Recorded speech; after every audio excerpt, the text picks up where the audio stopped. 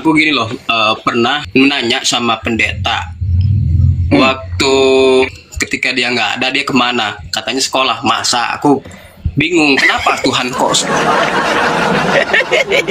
terus saya bilang, kenapa harus sekolah? Kan Tuhan itu maha kuasa, maha segalanya, maha mengetahui.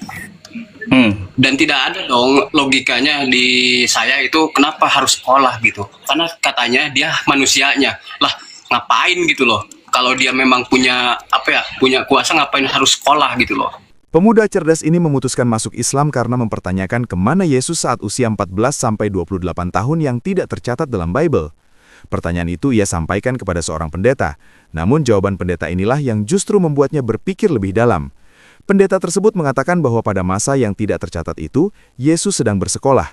Jawaban itu membuatnya merenung keras. Bagaimana mungkin Tuhan harus bersekolah? Bukankah Tuhan seharusnya maha mengetahui dan maha berilmu? Dari situlah pencariannya dimulai, hingga akhirnya ia memutuskan untuk masuk Islam. Mari kita simak kesaksiannya berikut ini. Memang Yesus tidak pergi kemana-mana. Dia bikin apa saja. Kalau begitu, di Nazaret. Menurut saya dua hal. Pertama, sekolah. Sekolah Yahudi. SD, SMP, SMA. Dia bersekolah. Pertama, dia sekolah mikra namanya. Umur 5-10 tahun. Itu belajar Taurat. Di tempat namanya Bet Haseper, rumah buku. Ini semacam SD. Habis itu masuk Misna. Itu umur 10-12.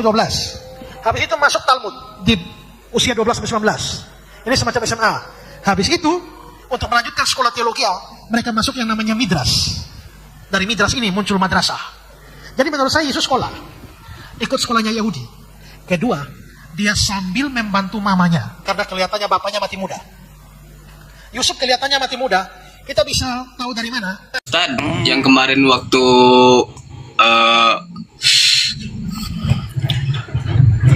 ingat nggak Pak Ustadz sama aku yang baru masuk Muslim itu?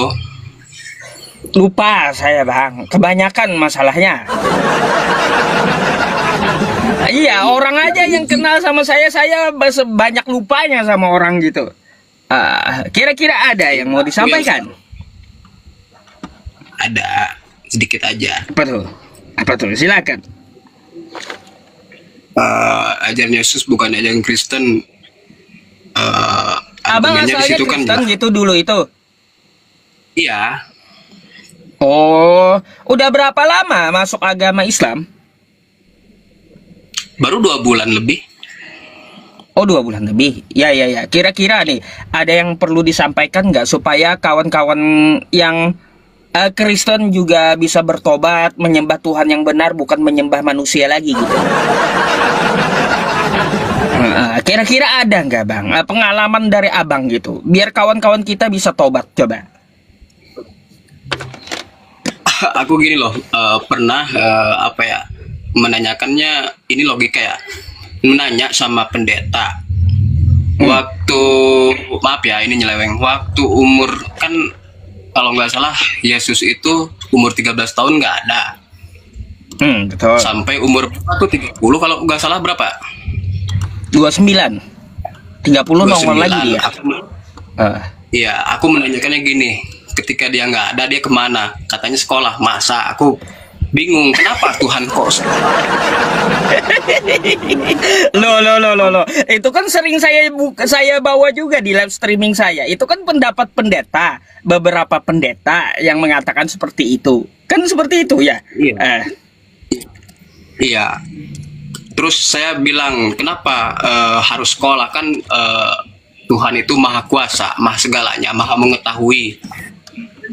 Dan tidak ada dong logikanya di saya itu, kenapa harus sekolah gitu. Karena katanya dia manusianya. Lah, ngapain gitu loh. Kalau dia memang punya punya kuasa, ngapain harus sekolah gitu loh. Itu loh argumen pendeta, bikin aku bingung kenapa aku login sampai ke Muslim itu, karena logika yang dipakai gitu bang. Iya bang, masalahnya gini, kalau Yesus itu sekolah, Tuhan itu sekolah, siapa gurunya? Kan harus dikasih tahu, kan gitu. Apalagi kan di Indonesia sekarang itu banyak ribut tentang masalah ijazah palsu. Ini Tuhan ijazahnya palsu atau asli? Perlu dicek juga. Bahaya gitu loh. Kalau Tuhan sekolah, banyak pertanyaan-pertanyaan. Nanti siapa kepala sekolahnya? Apakah lulus atau tidak? terus dia uang sakunya tiap hari berapa, kan gitu. Jadi banyak pertanyaan aneh gitu kalau Tuhan itu sekolah. Apa nggak mikir gitu loh pendeta-pendeta itu menyampaikan ke publik kayak gitu. Contohnya nih kayak Anda kan akhirnya mulai berpikir kalau penyampaiannya seperti itu kan. Lanjut Bang. Iya, yang paling ngeri ini ya, aku bukan menjelekkan agama sebelah ya, itu urusan mereka. Yang paling ngeri, aku mempertanyakan gitu loh, apakah disebut suci ketika Tuhan lahir dari seorang vagina perempuan? Itu yang kupertanyakan gitu. Makanya mereka argumennya selalu kalah gitu, dengan pendebat kecil seperti saya pun kalah mereka gitu. Di mana kesucian Tuhan itu ketika lahir dari seorang perempuan gitu, katanya suci gitu loh. Iya, Gitu loh. jelas. Yang suci menurut mereka itu kan maksudnya itu nggak ada dosa gitu, bukan suci dari najis. Iya, tapi kan definisi saya suci itu ketika dikatakan suci, definisi saya dia itu apakah Tuhan harus seperti itu gitu, harus lahir gitu. Kan yang lahir itu emang suci, definisi anak bayi itu.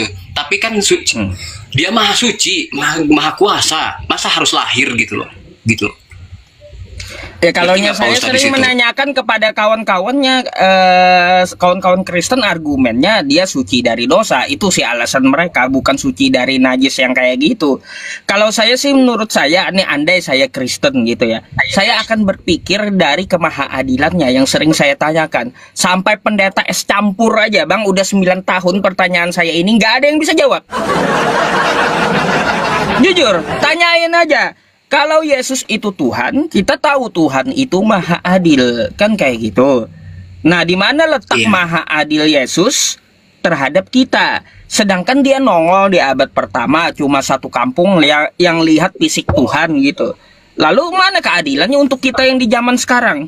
Kita nggak bisa lihat fisik Tuhan. Iya. Enak kali tuh manusia zaman abad pertama sama kampung Nazaret itu bisa lihat Tuhan. Kan saya baru nih Pak Ustadz, baru muslim, mungkin saya lagi pengolahan lah istilahnya, sedikit memahami sedikit demi sedikit. Yang saya pertanyakan kan saya selalu ditanya, Lan, kenapa kamu masuk muslim? Kasih alasannya. Kan banyak kontradiksi di muslim ini, gini. Tuhannya nggak kelihatan. Nah, yang ku pertanyakan Pak Ustadz, saya harus jawab aja ketika lingkungan saya menanyakan kenapa Tuhan kamu nggak kelihatan, gimana saya jawabnya? Ya itulah bentuk kemahaadilan dia. Dia nggak nongol itu bentuk kemahaadilan. Sejak zaman Nabi Adam sampai kiamat nanti dia nggak bakal kelihatan gitu. Bukan berarti dia tidak ada. Artinya apa? Dia adil kepada seluruh makhluknya, khususnya manusia. Coba kalau Tuhan nongol, yang bisa lihat hanya orang yang tidak buta. Bagaimana dengan orang buta? Ayo. Di mana keadilan Tuhan terhadap orang buta kalau dia nongol? Pikir di situ. Iya. Makanya dia tidak nongol itulah bentuk kemahaadilan dia terhadap seluruh manusia. Bagi yang bisa melihat, baik bagi yang buta. Nah gitu. Kenapa Tuhanmu nggak kelihatan? Itulah bentuk kemahaadilannya. Coba kalau dia nongol kayak Yesus, mana keadilan Yesus bagi orang buta? Enak kali yang kagak buta bisa lihat Tuhan. Lalu yang buta gimana? Kasihan kali yang buta nggak bisa lihat Tuhan. Kan gitu, nggak adil kalau Tuhan itu sampai nongol. Kalaunya sudah tidak bisa adil, berarti gugur yang namanya kemahaadilan. Kalau kemahaadilannya gugur, tidak bisa kita sebut Tuhan. Gitu.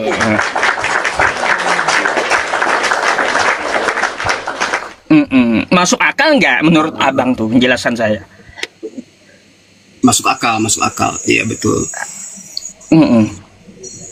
Itu bang. Iya. Makanya saya saya sering menanyakan kepada mereka, Tuhanmu nongol tuh, mana keadilannya sama orang buta?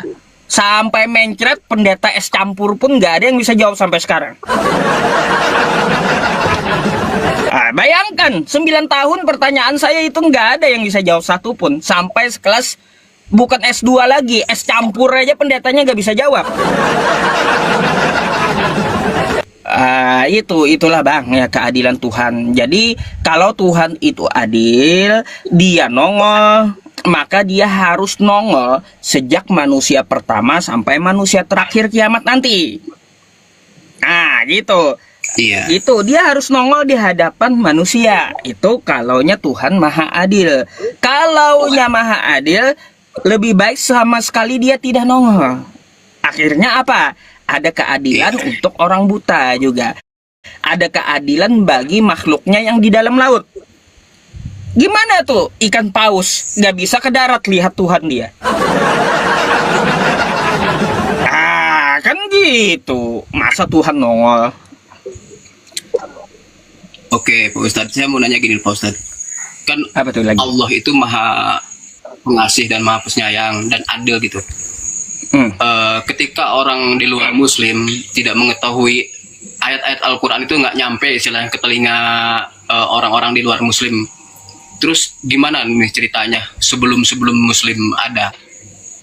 Gini bang, Anda buka Quran surah Al-Baqarah ayat 62. Di situ Allah katakan orang-orang Yahudi dan orang-orang Nasrani serta Sabi'in dan orang-orang yang beriman kepada Allah, mereka tidak akan bersedih hati. Gitu. Bagi mereka pahala yang besar. Artinya apa? Ketika Nabi Muhammad belum bawa Islam di tanah Arab, ada ajaran sebelumnya, ajaran Nabi Musa. Barang siapa yang mengikuti Nabi Musa di zamannya, maka dia tidak akan bersedih hati. Artinya dia selamat gitu. Waktu Nabi Musa ada. Terus orang-orang yang beriman yang lurus terhadap ajaran Nabi Musa. Kelanjutannya ke Nabi Isa. Barang siapa yang mengikuti Nabi Isa, sejak Nabi Isa itu muncul sampai dia diangkat, maka dia selamat. Gitu. Selamat. Setelah Nabi Isa diangkat, itu nggak ada lagi kan ajaran gitu, kosong. Tetap syariat Nabi Isa. Terus juga nggak ada teknologi seperti di zaman sekarang. Maka orang yang di atas gunung kayak gimana? Nggak bisa mereka dengar ajaran para nabi kan? Kan gitu. Lalu orang di atas gunung kayak gimana? Nah, orang yang di atas gunung ini Allah disebut dia Sabi'in. Sabi'in itu dia mentauhidkan Allah, maksudnya itu dia tidak menyekutukan Allah meskipun dia tidak mengikuti syariat dari para nabi, karena dia tidak mendengar ajaran para nabi gitu. Karena tempatnya di atas gunung, teknologi belum ada, maka dia tidak bersedih hati juga. Artinya ketika dia mentauhidkan, mengesahkan Tuhan semesta alam, tidak menyembah patung, tidak menyembah manusia di atas gunung itu, percaya bahwa pencipta langit dan bumi dan yang menciptakan dia itu ada gitu. Itu dia juga tidak akan bersedih hati. Lanjut ke zaman Nabi Muhammad membawa Islam. Barang siapa yang tidak mengikuti Nabi Muhammad, maka dia akan celaka gitu. Akan celaka. Sampai Allah sudah sebutkan di Al-Maidah ayat 3. Al-yauma akmaltu lakum dinakum wa atmamtu alaikum ni'mati wa raditu lakumul Islam madina. Pada hari ini telah aku sempurnakan agamamu untukmu. Maksudnya disempurnakan kayak gimana? Islam itu bukan ajaran baru. Islam itu ajaran dari para nabi terdahulu. Hanya saja syariatnya nambah. Dulu di zaman Abraham nggak ada perintah untuk berhaji, itu nggak ada setiap manusia. Kenapa sekarang ada? Kenapa sekarang ada? Karena teknologinya sudah bisa kita enak pakai kapal, pakai pesawat. Coba di zaman Abraham diperintahkan manusia untuk berhaji ke Makkah, orang pakai apa? Pesawat nggak ada. Kan masuk akal. Makanya sempurnanya ajaran para nabi ketika Islam itu datang. Al-yauma akmaltu lakum dinakum wa atmamtu alaikum ni'mati, dan telah aku cukupkan nikmatku untukmu, kata Tuhan. Apa buktinya? Sekarang ada perintah syahadat. Bisa syahadat di media sosial. Dipermudah sekarang. Terus sholat dimanapun boleh. Ajaran dari Islam seluruh dunia mencakup sudah. Jadi orang tahu cara sholat seperti apa, bisa melihat di HP sekarang. Terus puasa, dimudahkan kita puasa. Dulu nggak ada orang yang pakai teropong bintang, lihat hilal, nggak ada. Hanya pakai perkiraan, kan kayak gitu. Nah, perkiraan dari hitungan terdahulu. Sekarang dipermudah, ada teknologi bisa melihat hilal bulan. Mudah kita menghitung bulan datangnya Ramadan sekarang. Nah, makanya nikmatku telah kucukupkan, kata Tuhan. Artinya semua sumber daya di muka bumi ini dapat kita gunakan untuk meraih Islam. Habis itu zakat. Bayangkan orang dulu yang ya orang tua aja, jujur nih ya, orang tua saya itu kasih saya uang saku sekolah 100 perak. Zaman dulu. Sekarang apa? Mudah kita nyari uang. Mudah nyari uang. Tinggal bikin video dimonetize. Jadi duit sekarang. Semuanya udah dikeluarkan oleh Allah, dipermudah untuk kita apa? Berzakat. Gitu. Habis itu diperintahkan pula berhaji. Sekarang udah ada teknologi. Ada teknologi kapal. Ada teknologi pesawat. Mudah kita untuk melaksanakan haji. Makanya nikmatku telah kucukupkan itu maksudnya semua dipermudah oleh Allah agar apa? Kita mencapai Islam. Maka aku ridhoi Islam sebagai agamamu. Jadi seperti itu. Jadi nggak ada di zaman Abraham, zaman Nabi Musa ada perintah haji ke Makkah. Orang nggak ada pesawat masih. Kan gitu. Nggak ada juga perintah yang lain-lain kan sebelum itu. Gitu. Jadi Islam itu agama yang mudah kalau kita mau mengerjakan. Jadi seperti itu bang. Ya, Islam itu. Jadi orang yang tidak menyekutukan Allah, yang sebelum Nabi Muhammad, barang siapa mereka mengikuti nabinya, Nabi Musa, Nabi Isa, itu akan selamat. Nabi Musa pengikutnya selamat ketika Nabi Musanya ada. Datang Nabi Isa, pengikut Nabi Musa yang tidak mengikuti Nabi Musa itu neraka. Karena mereka tidak mau mengikuti Nabi Isa. Gitu. Lalu Nabi Isa ada pengikutnya yang mengikuti Nabi Isa ini, dia akan selamat. Datang Nabi Muhammad, pengikut Nabi Musa, pengikut Nabi Isa yang tidak mengikuti Nabi Muhammad, itu akan celaka.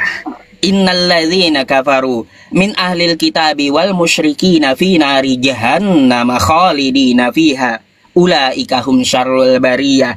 Sesungguhnya orang-orang kafir dan ahli kitab serta orang musyrik, mereka akan masuk neraka jahanam dan mereka kekal selama-lamanya. Mereka itulah seburuk-buruknya makhluk.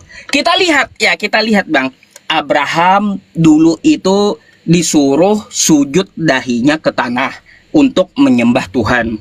Musa sujud juga dahinya ke tanah menyembah Tuhan. Daud ya sujud ke tanah dahinya untuk menyembah Tuhan. Ezra sujud ke tanah dahinya menyembah Tuhan. Yesus sujud ke tanah dahinya ya dia berdoa kepada Tuhan. Habis itu Islam ritualnya juga sujud ke tanah kan gitu. Seperti para nabi.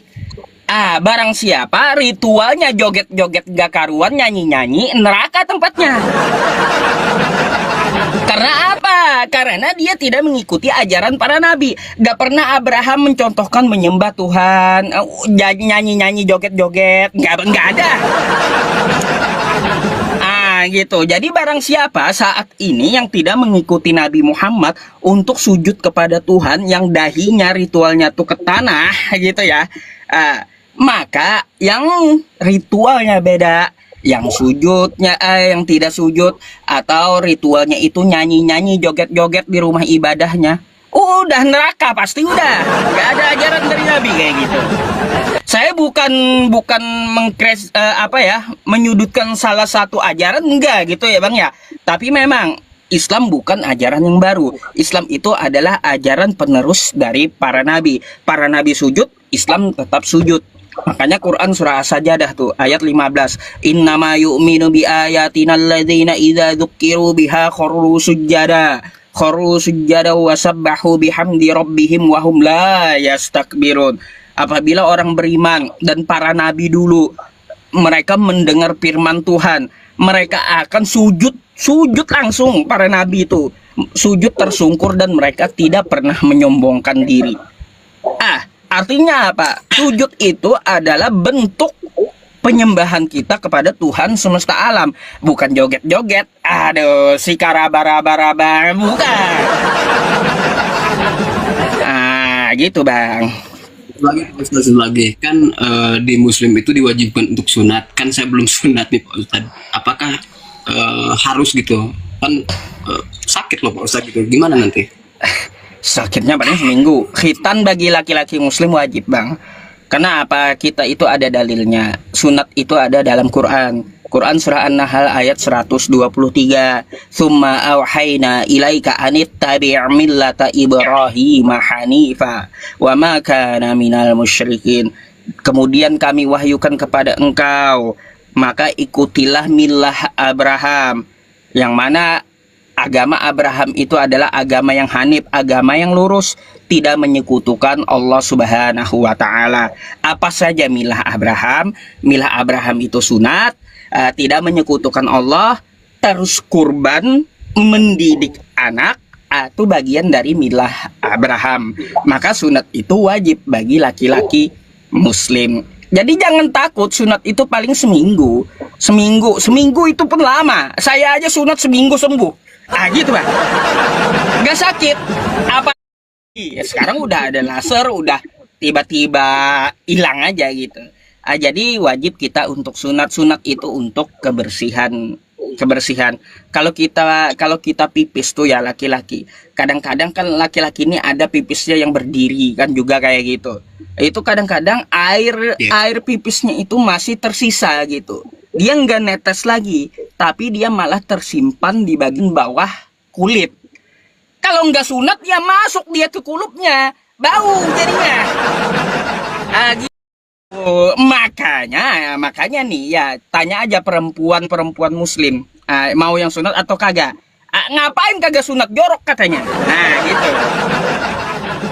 Jadi gitu bang, jadi khitan lah. Khitan paling sekarang 1.500.000-an yang pakai laser. Seminggu sembuh, nggak perlu takut. Tanya aja yang udah masuk Islam. Gitu. Iya. Dan saya pun ditanyakan sama temen gitu kan, kan aku bertato bang nih ya, kan bertato. Dalam apa ya, dalam Muslim itu apakah kan wudhu itu harus suci kan? Apakah sah gitu? Enggak ada tato untuk sholat bang? Nah ini juga fikihnya perlu belajar Anda. Tato itu haram. Salah satu alasannya mengubah ciptaan Allah yang udah bagus ya, bersih gitu badan kita, tiba-tiba dimasukkan tinta ke dalam kulit, sehingga kalaunya di bagian tangan di sini ibaratnya ini kan bagian wudhu, akhirnya air wudhu tidak meresap ke dalam kulit, maka wudhunya tidak sah. Gitu. Jadi hilangkan tatonya. Jadi seperti itu. Lantas Gitu. kalau Jadi jangan sampai menghalangi. Gini kalau kan kita sekarang ada teknologi tuh. Ada teknologi laser juga menghilangkan tato kan gitu. Ada juga kan dulu yang pakai apa itu, pakai sabun yang bikin hancur tangan. Sekarang kan ada teknologinya yang bagus mengeluarkan tinta dari kulit. Sementara kita belum punya dana, belum punya biaya, satu dulu yang kita yakini, kewajiban dari sholat itu harus dikerjakan. Sholat itu diawali dari wudhu. Meskipun ada tatonya di sini, udah wudhu aja gitu. Itu artinya ada apa? Ada sesuatu yang darurat dari kita karena belum mampu menghilangkan tatonya. Jadi tatonya itu setidaknya nanti dihilangkan, tapi kalau yang nggak mampu tetap aja kita laksanakan dan tetap berwudu, wudunya sah karena ada uzur dari kita gitu. Iya, terima kasih Pak Ustadz ya, pencerahannya. Saya naik Sama-sama. nggak ada, hanya menanyakan karena saya baru gitu loh, tidak ada debat-debat di sini. Banyak belajar bang, banyak belajar. Seorang muslim itu wajib belajar tiap hari. Gak usah Anda, saya pun tiap hari belajar. Thalabul ilmi faridotun ala kulli muslim. setiap muslim itu wajib untuk belajar. Belajar agama itu dihitung jihad. Kalau kita ya wafat dalam menuntut ilmu, itu kita dihitung syahid wafatnya. Gitu dijamin surganya karena nuntut ilmu. Lebih bagus mana yang menuntut ilmu dengan yang ahli ibadah? Bagusnya itu berilmu dulu baru ibadah. Artinya lebih bagus yang menuntut ilmu daripada ahli ibadah. Nah gitu. Jadi belajarlah tiap hari. Saya pun juga belajar gitu Bang. Ya.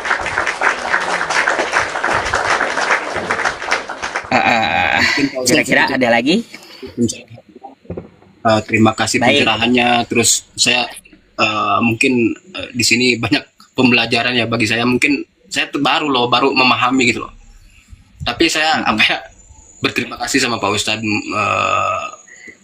untuk pencerahan-pencerahannya. Karena saya di sini nggak ada kok debat-debat. Saya nggak ngerti soalnya nggak ngerti kan. Sebenarnya pengen lanjut Pak Ustadz lebih dalam lagi. Cuman waktunya kan mungkin ada yang mau naik atau gimana nggak enak kan. Boleh, gini mungkin kalau mau nanti catat nomor WhatsApp saya. Di WhatsApp itu saya jawab satu persatu. Kalau belum saya jawab, belum saya baca, tunggu dulu gitu. Nanti insya Allah pasti akan saya jawab. Karena banyak di WhatsApp saya itu lebih ratusan, berapa ratus gitu yang belum kejawab. Gitu ya. Nanti silakan dicatat, nanti silakan di WhatsApp apa yang mau ditanyakan, oke? Boleh, 0821. Bentar Pak Ustadz ya. Sabar ya teman-teman semuanya. Abis ini kita naikkan kawan Kristen ya. 081 0821 0821 terus 5656 5656 88 88 66. 66. Oke, saya simpan ya Pak Ustadz. Baik. Saya Oke, mungkin sampai sini aja. Terima kasih banget. Nanti saya assalamualaikum kan di WhatsApp. Saya mau lebih dalam lagi mempelajari masalah muslim. Boleh. Nanti saya ajarin dari awalnya, mungkin dari tata cara wudhu, mandi junub, kan kayak gitu sunat, terus praktek sholat. Biasanya saya bertahap. Mandi junub apaan? Mandi junub itu mandi besar. Jadi kayak gitu. Jadi setiap kita ada mungkin dari wanita haid, habis dia haid itu wajib mandi. Mandi junub itu mandi besar, maksudnya itu mandi wajib yang wajib seluruh dari ujung rambut sampai ujung kaki itu harus kena air. Gitu ya. Kayak di baptis itu atau gimana? Kalau dibaptis kan bukan, tuh baptis tuh kan agama simpang 4 itu kan gitu. Kalau kita bukan seperti dibaptis, tapi meratakan seluruh air dari ujung rambut sampai ujung kaki gitu. Nanti saya ajarin ya di bab toharoh itu. Oke Bang. Ya, terima kasih ya Bang ya, segitu aja dari aku. Untuk semuanya terima kasih support-nya juga. Ini kita bisa kayak gini lagi, argumen lagi ya. Boleh. Udah ya Bang, assalamualaikum. Ayo. Waalaikumsalam warahmatullahi wabarakatuh. Semoga istiqomah dalam Islam ya Bang ya. Saya izin gantikan dulu dengan kawan-kawan yang Kristen yang mau diskusi. Baik. Masya Allah, semoga Allah menjaga dan menguatkan pria ini untuk tetap istiqomah di dalam Islam. Kita perlu ingat, beliau masih benar-benar mu'alaf. Masih banyak hal dalam Islam yang mungkin belum sepenuhnya ia pahami. Namun, satu hal yang sangat berharga telah Allah anugerahkan kepadanya, keberanian untuk berpikir dan kejujuran pada akal sehatnya.